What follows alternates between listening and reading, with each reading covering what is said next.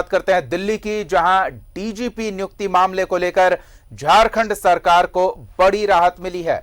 बड़ी खबर इस वक्त की, डीजीपी नियुक्ति मामले में झारखंड सरकार के लिए बड़ी राहत की बात, सुप्रीम कोर्ट में दाखिल याचिका को खारिज कर दिया गया है। यानी कि अब प्रभारी डीजीपी के पद पर बने रहेंगे एमवी राव। सुप्रीम कोर्ट में पीएन सिंह ने सरकार के इस फैसले को चुनौती देते हुए याचिका दाखिल की थी।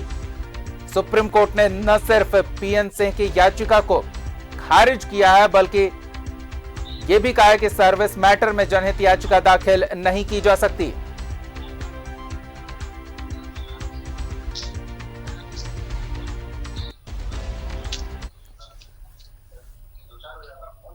तो इस मामले के पूरे पहलुओं को जानने के लिए हम सीधे रुख करेंगे दिल्ली का। हमारे सहयोगी ऋषिकेश वहां मौजूद हैं और साथ ही अधिवक्ता भी मौजूद हैं।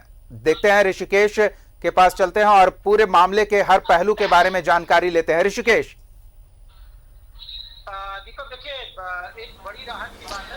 दीपक देखिए, एक बड़ी राहत की बात है क्योंकि सुप्रीम कोर्ट ने साफ कर दिया कि अगर सर्विस मैटर का मामला है तो आप उसे जनहित याचिका में नहीं ला सकते हैं, और यह कहकर ये याचिका रिजेक्ट कर दी। काफी राहत की बात थी। इसको लेकर के कई तरह के राजनीति हो रहे थे। इसके पहले सुप्रीम कोर्ट में कहा गया कि आप पक्षकार बनाइए तत्कालीन डीजीपी के एन चौबे को। उसके बाद फिर डॉक्यूमेंटेशन का हवाला दिया गया। हमारे साथ राजीव रंजन, एडवोकेट जनरल झारखंड सरकार, सीधे मौजूद हैं। सर, आसान शब्दों में क्या समझा जाए सुप्रीम कोर्ट की टिप्पणी या फिर जिस तरीके से डीजीपी की नियुक्ति को लेकर के सुप्रीम कोर्ट ने आज क्या क्या सर क्या आज का खारिज कर दिया? हम लोगों ने आज क्लियर कर दिया सुप्रीम कोर्ट को कि ये जो है इंटरिम मैनेजमेंट है। एडिशनल चार्ज जो दिया गया है वो उसी समय तक के लिए है कि जब तक रेगुलर अपॉइंटमेंट नहीं होता है।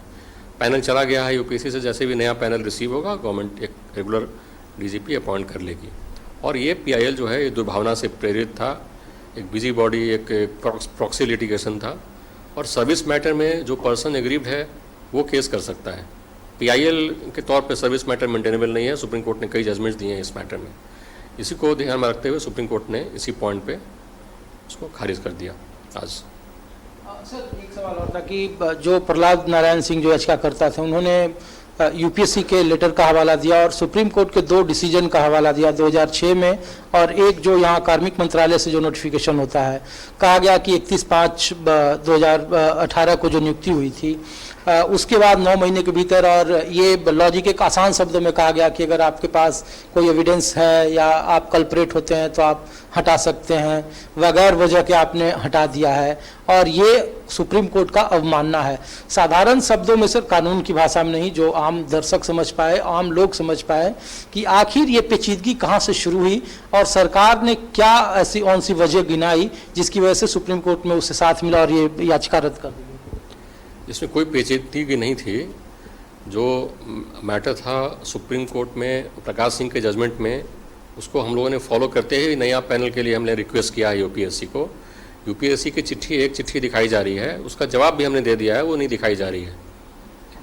उसका जवाब सरकार की तरफ से चला गया है, और जैसे ही नया पैनल बनेगा, जो प्रकाश सिंह के ही जजमेंट के हिसाब से वो पैनल आएगा, उसी के हिसाब से हमने रिक्वेस्ट किया है। पैनल आते ही हमने निर्णय ले लेना है। उस पर रेगुलर डीजीपी का कमेटी है, अपॉइंट करेगी। जहाँ तक बात है हटाने का, वो रिमूवल का, वो ऐसी सरकार के पास उसके लिए पर्याप्त कारण है, रिकॉर्ड में है। वो समय आने पे हम जरूर बताएंगे। लेकिन जो यूपीएससी ने 6 अगस्त को सर आपके चीफ सेक्रेटरी को जो चिट्ठी लिखी, वो उसमें तो जो आधार बताया गया था सर, वो तो वो आधार उसमें यूपीएससी ने जानना चाहा था कि क्या आधार है, किस कारण से आपने उनको रिमूव किया। तो हमने दे दिया, कारण बता दिया हमको। और दूसरा उन्होंने कहा था कि आपने राज्य सरकार को नहीं, ऐसी बात नहीं है। इंफॉर्मेशन भी दे दिया, तभी तो हमने चिट्ठी मांग करके नया पैनल बनाया। यूपीएससी का मात्र पैनल बना करके हमें देना है। किसी तरह से टिप्पणी करने का कोई यूपीएससी को नहीं है। और जो हमारे पर्याप्त कारण उन्होंने मांगा कि क्या कारण था आप रिमूव करने का, हमने दिया है उनको। जवाब चला गया है सरकार की तरफ से। लेकिन विपक्ष जब वहाँ इस पे पॉलिटिकलाइजेशन भी शुरू हुआ, राजनीतिक सवाल नहीं पूछ रहे, लेकिन चूंकि इससे जुड़ा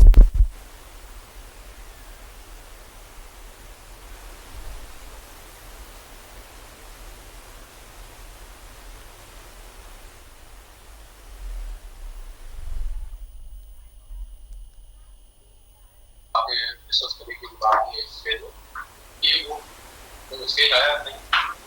कोर्ट ने जो पहली से खारिज कर दिया है वो से बहुत सारी बातें अभी बोले लोग आपस में चर्चा करते हैं, डिस्कस करते हैं। लेकिन इसका मतलब इस सुप्रीम कोर्ट के फैसले से क्या समझ जो मौजूदा डीजीपी कार्यकारी है वो बने रहेंगे या फिर आप लोग पैनल जब यहाँ से जाएगा तो फिर उस पर या जानना चाह रहा है वो बने रहेंगे सरकार का निर्णय। चलिए, यानी कि स्थिति स्पष्ट हो चुकी है। ऋषिकेश, तकनीकी वजहों से आपकी आवाज स्पष्ट नहीं आ पा रही है, इसलिए हम बीच में आपको रोकना चाहेंगे। दोबारा हम अपने दर्शकों को ये पूरी जानकारी पहुंचाएंगे। फिलहाल बहुत बहुत धन्यवाद इस बातचीत के लिए।